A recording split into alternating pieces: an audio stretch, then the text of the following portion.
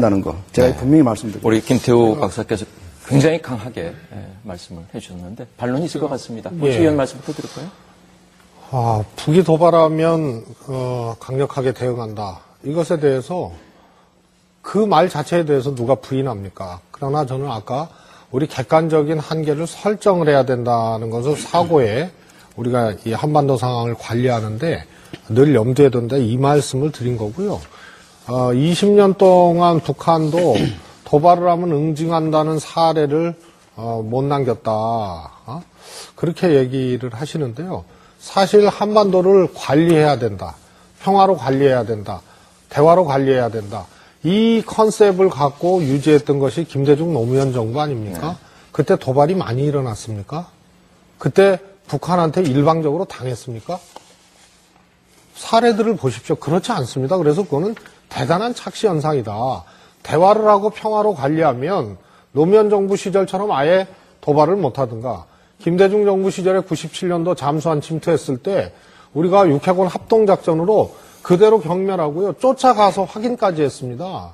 그래서 이것은 김대중 노무현 정부도 늘 안보와 평화는 동전의 양면이다. 안보를 튼튼히 해야 남북 평화가 유지될 수 있고 대화가 유지될 수 있다. 이것을 늘 강조를 했습니다. 그래서 이것은 우리가 그것을 본때를 못 보였기 때문에 항상 갈등했기 때문에 문제였다. 이것에 대해서는 제가 보기에는 사례적으로 지난 정권을 되짚어 봤을 때 받아들이기 어려운 통계들이 있다. 이 말씀을 꼭 드리고 싶고요. 오해를 하지 마십시오. 잠깐만 오해를 하지 마십시오.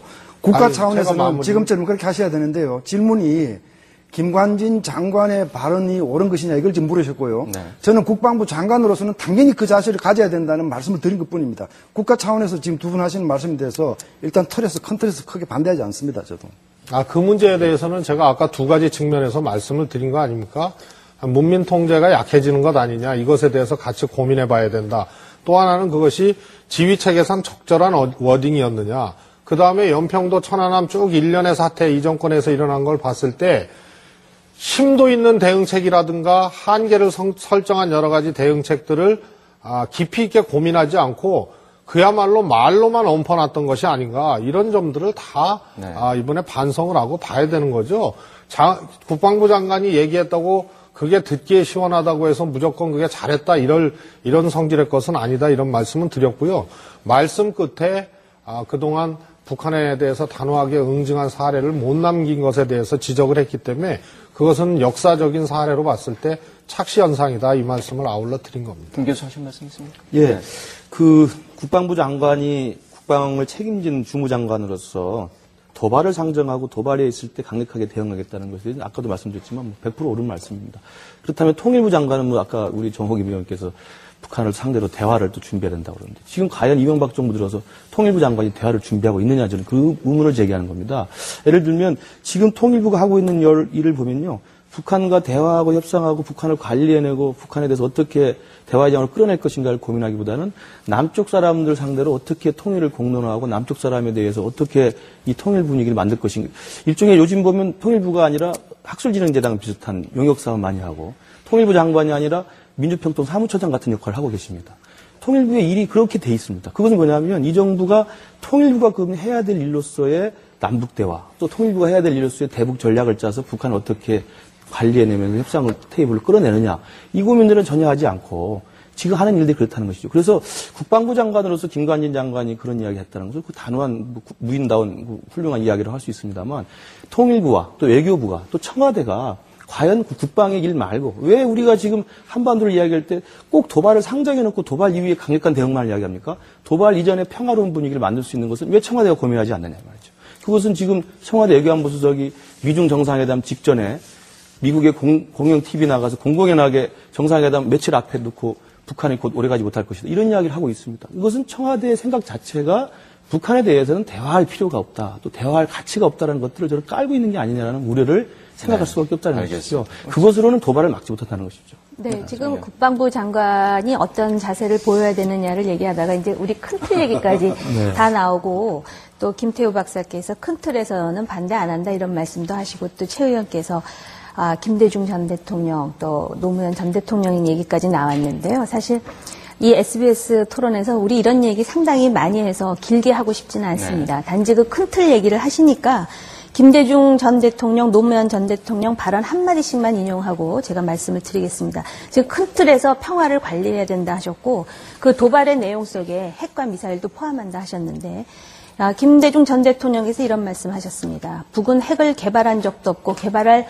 능력도 없다. 그러니 우리의 대북 지원이 핵 개발로 악용된다는 얘기는 터무니없는 유언비어다. 이런 말씀하셨고요.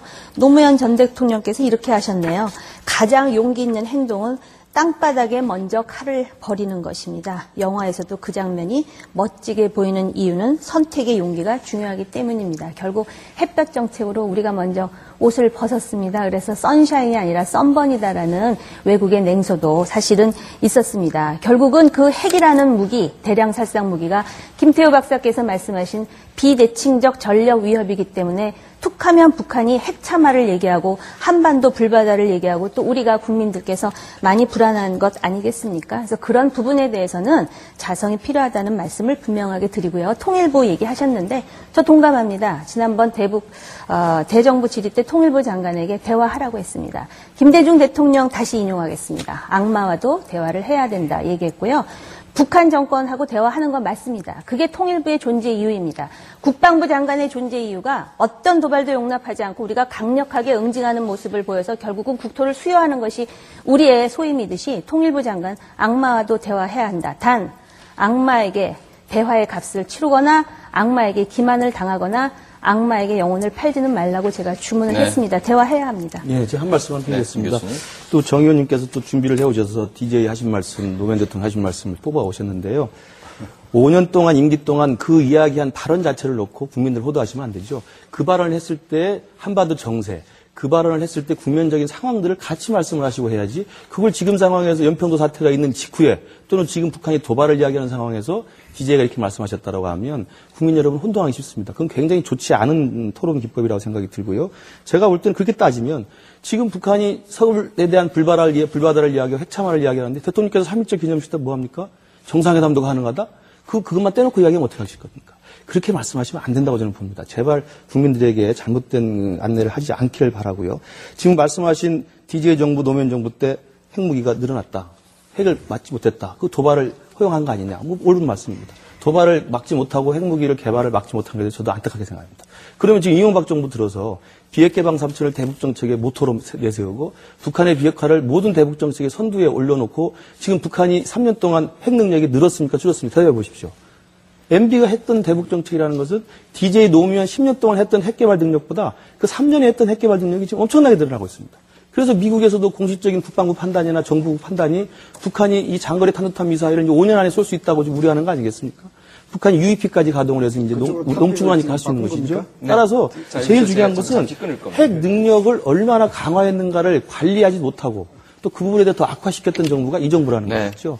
그래도 노무현 정부 때는 2.13 조치와 13 조치에 의해서 북한의 핵 능력에 대해서는 적어도 IAEA 사찰단에 들어가서 그걸 동결해냈고 불능화 작업이 진행됐었습니다. 네. 이것이 육자회담이 교착이 되면서 지금 다시 거꾸로 돌아가서 지금 이 상태가 됐거든요. 그러니까 핵무기 이야기할 때도 그렇게만 말씀하시고 또 자, 여기서 말씀하시고 반론하고 싶으시겠지만 정의원님 잠깐만요.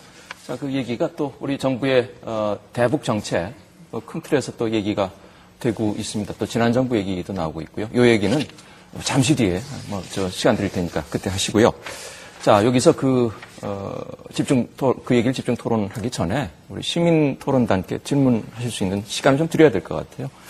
이 시간쯤이면 이제 시청자 여러분들도 궁금하신 점이 많을 텐데, 저희가 트위터를 운영하고 있습니다. 그쪽에 주제와 관련한 주제가 이제 며칠 전에 예고가 되는데, 트위터나 아니면은 저희 홈페이지에 궁금하신 점을 올리시거나 의견을 올려주시면은 이 시민 토론단도 그것을 참고를 하실 거고요. 그리고 저희 제작진도 그것을 참고해서 프로그램 제작에 반영하겠습니다. 적극적인 참여 부탁드립니다. 시민토론단께 말씀대로 시간을 드리도록 하겠습니다. 네 분 패널께 궁금한 점을 직접 물으시거나 의견을 말씀해 주셔도 되겠습니다. 어느 분이 말씀하실까요? 네.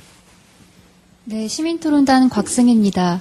저는 정호김 의원님께 질문이 있는데요. 의원님께서 북한 인권법을 만들고자 노력하다고 듣고 있습니다. 국회에서 꽃제비 영상도 보여주셨고 북한 인권에 대해서 관심이 많으시고 진정성이 있다고 느꼈습니다.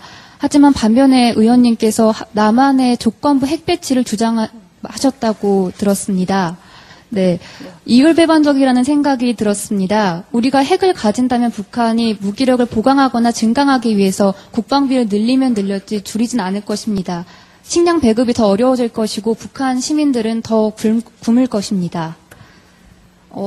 바로 옆에서 굶어 죽는 사람들이 있는데 우리 정부는 쌀을 지원해주지도 않고 혹은 우리나라에서만 적용될 수 있는 법률을 만들고자 합니다. 이런 행동들이야말로 비윤리적이고 반인권적인 행동이 아닐까 싶은데요. 최근 미국은 북한의 식량 사정이 깨끗하게 이루어진다면은 적극적으로 지원하겠다는 입장도 밝혔습니다. 앞으로 대북 정책을 수립할 때 남한이 먼저 적극적으로 북한이 식량 배급을 투명하게 할 수 있도록 그런 조건을 만들고 북한 시민들의 배고픔, 그들의 인권을 지켜주실 의향이 있으신지 궁금합니다. 네. 제가 대답할까요? 네, 답변하시죠. 제가 오늘 이 자리에서 꼭 드리고 싶은 말씀이었는데 질문을 해주셔서 감사합니다. 북한 인권법에 대해서 국회에서 공론화가 된 게 2005년이었을 겁니다. 근데 이제 겨우 외통위를 통과했는데 민주당의 반대로 지금 본회의를 통과하지 못하고 있습니다. 이 북한 인권법이 과연 북한 인권을 위해서 그리고 북한 이탈 주민을 위해서 어떤 기여를 했는지는 오늘 그 모 일가 이제 잘 나와서 오늘 중언부언을 하지 않겠고요. 그다음에 이제 요건 좀 오해가 있으신 것 같습니다. 제가 조건부 핵 무장을 주장을 한 것이 아니라 1991년까지 우리나라에 배치하고 있던 미국의 전술 핵무기를 도로 배치하는 것이 어떠냐. 전술 핵무기라는 것이 지금 전 세계에 없어진 것이 아닙니다. 미국이 공개는 하고 있지 않지만 약 500기가 있고요. 그 전술 핵무기가 김태우 박사님 잘 아시겠지만 독일이나 네덜란드, 벨기에 같은 곳에 지금 배치가 돼 있습니다. 전술 핵무기라는 자체는 미국의 핵우산에 대한 국민의 신뢰를 높여주는 데 상당한 역할을 할 것이고요. 그거는 우리의 비핵화가 전제가 됩니다. 우리는 핵을 갖지도 않고 또 핵을 만들 수 있는 플루토늄이나 또는 우라늄 농축하지 않겠다 이겁니다. 사실은 플루토늄, 즉 사용 후 핵연료를 재처리한다라든지 우라늄 농축하는 것도 NPT상의 국제사회에 인정된 권리임에도 불구하고 우리 그거 포기하겠으니 미국이 핵우산을 제대로 하려면 우리가 신뢰할 수 있는 방법으로 해달라는 차원에서 전술 핵무기를 도로 재배치해달라는 것이지 우리가 조건부 핵무장을 하겠다는 뜻이 아니고요.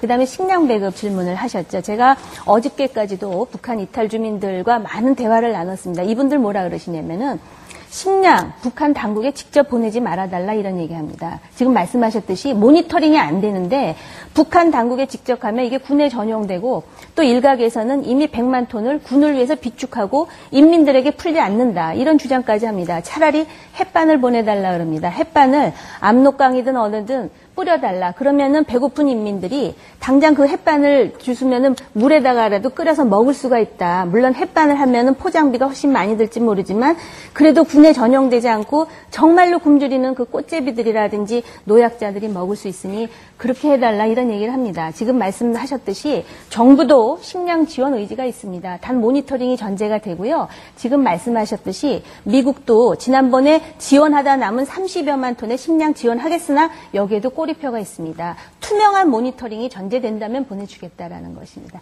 좀 오해가 풀리셨으면 좋겠습니다. 저는 그렇게 북한의 식량 배급 사정이 투명하지 못하기 때문에 지원하지 못한다라는 말씀 대신에 우리가 투명하게 하게끔 그런 기반을 조성하게끔 노력하겠다. 그리고 그들에게 지원을 해주겠다는 네. 그런 말씀을 듣고 싶었습니다. 네, 정부가 지금 그렇게 이미 얘기를 했고요. 그래서 지금 이제 고육지책으로 그러면 햇반이라도 뿌리는 것이 맞는가. 왜냐하면은 모니터링 자체를 북한이 원하지 않습니다. 받아들이질 않고 있습니다. 네.